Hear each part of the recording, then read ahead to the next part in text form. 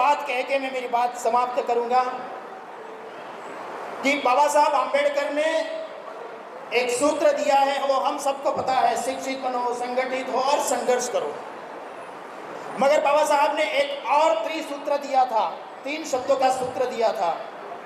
मुझे लगता है कि वर्तमान समय में और आने वाले शताब्दियों तक ये जो 3 शब्दों का सूत्र है वो अनुसूचित जाति समाज को शक्ति भी देगा और सामर्थ्य भी देगा।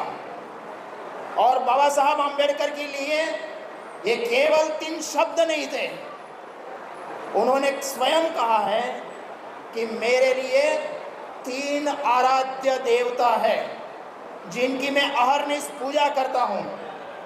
बाबा साहब आम्बेडकर के लिए पहले आराध्य देवता है विद्या।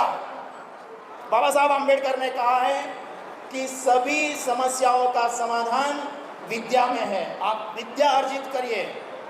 और विद्या हमें मनुष्यते, मानवता की ओर ले जाती है।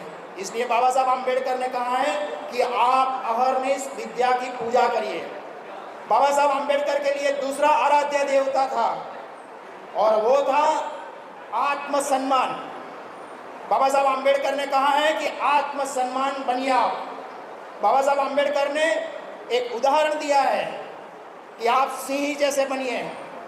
बकरे का बलिदान लिया जाता है, सिंह का बलिदान नहीं लिया जाता। आज वर्तमान की सभी समस्याओं का इलाज आप सिंह जैसे बनिए।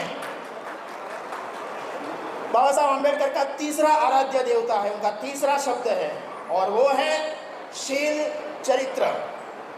बाबा साहब आम्बेडकर का पूरा जीवन आप पढ़ लीजिए, पूरा, उसमें सबसे सर्वोच्च है शील और संस्कार।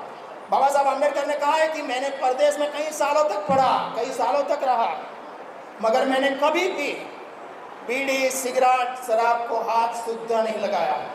तो बाबा साहब आम्बेडकर के जो ये 3 आराध्य देवता है, शिक्षित, विद्या, आत्मसम्मान और शील चरित्र, अगर ये जो वर्तमान समय के जो विद्यार्थी है, अगर ये 3 आराध्य देवता की अहरनिश पूजा करेंगे तो मुझे लगता है कि उनके आने वाला जो समय है वो बहुत बहुत प्रतिभाशाली बनेगा।